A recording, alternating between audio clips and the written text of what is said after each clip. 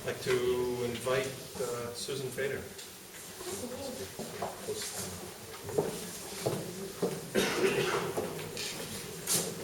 Hi.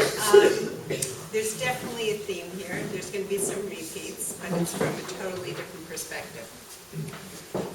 Just a month and a half ago, Shari, David, and my husband Larry and I were vacationing in Mitzpe Ramon, a trip that Vera was supposed to have also been on. Vera, my neighbor in Teaneck, I live in Teaneck, I don't live in Renano, don't live in Israel, even though I've been here a lot, was going to join us, but not in the pity role as Shari's lonely, we need to entertain widowed mother. In reality, Vera was my cool, fascinating, elegant, and fun friend, who just happened to be Shari's mother. But unlike us youngsters in our 50s, the woman who was almost 80 couldn't get out of work as she needed to cover for her business partner. I met and became friends with Vera independently of knowing Shari. When I first met Vera, in her role as a real estate agent, which Cal was talked about, my initial reaction was I really didn't like this Vera lady. My family was moving to Teaneck, and Vera was the renter's real estate agent. In other words, she was on the other side of the deal. And boy, was she a tough negotiator. I don't know if any of you have been on the other side of the deal. She was the real estate agent you wanted on your side and not the one you were negotiating against. But throughout the negotiations, Vera was always courteous and elegant, and I couldn't really stay angry. She was just rightly doing her job and doing it really well. In addition, Vera had the unique gift of, when conversing with you, she gave you the absolute full attention and made you feel as if you were the only person in the room. I was intrigued, but life is complicated. I had just moved, was a mother of 4, working full-time and traveling a lot for business, so our friendship had to wait. Then a little over a year later, we moved out of the rental and bought a house on Vera and Marty's block. A 100-year-old house that Shari, as our architect, would 2 years later would seamlessly renovate and expand. Now that I lived on Marty and Vera's block, I began to see Vera out power walking almost every day, but always with her hair and makeup perfect, beautifully attired and bejeweled. And I mean, she really power walked. She was power walking with people who were 20 and 30 years younger than she was, and she was leaving them in the dust. I also saw the Vera and Nahama real estate for sale signs all over town, and I decided I wanted to get to know who this Vera person was. Then, one early Sunday morning, there was Vera knocking on my door. She was looking to buy a Japanese maple tree, does that sound familiar? As a housewarming gift for Shari and David, and was wondering where we had gotten the one in front of our house.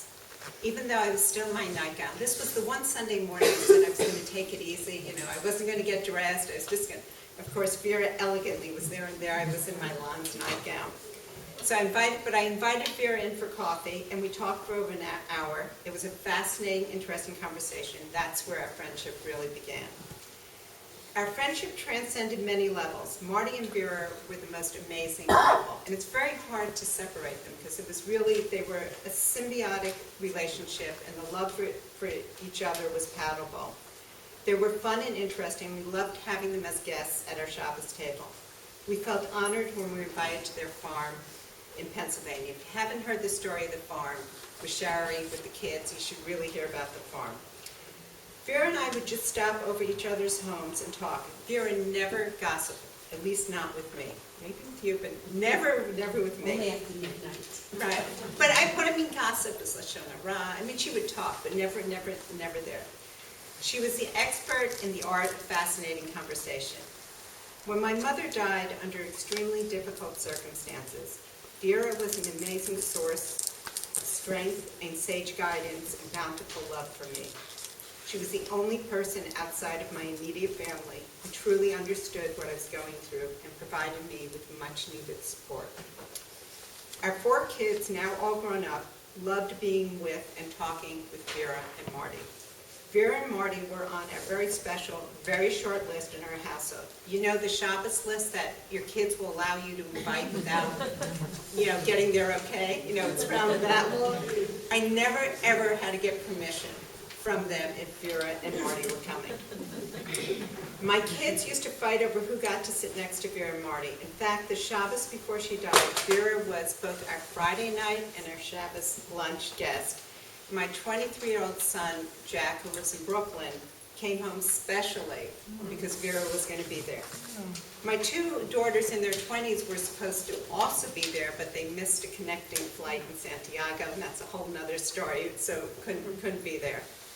After Marty died, Vera had a very full social calendar. Many of us, including neighbors on the block, and some of them are here, and if I leave anyone out, neighbors on the block, I'm sorry.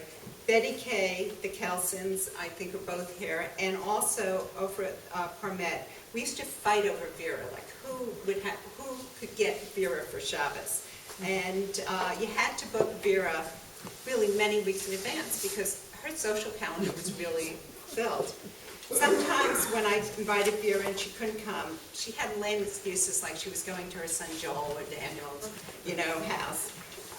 She would still drop by and drop off some flowers, just because, that's in her elegant way. My husband and I have an organization called Deborah, where we have hosted over 80 speakers who have not had a chance to speak within the Orthodox confines of Teaneck. Speakers have included Adin Steinsaltz, Moshe Habertal, Rafael Karen, Seth Barber, David Hartman, Blue and Yitz Greenberg, James Kugel, Hillel Halkin. The last Shabbos Vera was with us. It was a Devar Shabbos, and the speaker was a major political analyst and writer for The Atlantic, and is a CNN analyst commentary who is renowned for being an expert debater and having some very controversial views on Israel. Vera did not agree with his politics and went toe-to-toe with him. She was articulate and reasoned and definitely gave him a hard time. Vera was truly a unique, beautiful soul, and I was truly blessed that she considered me her friend. I miss her very much. May her memory continue to inspire all the people she touched.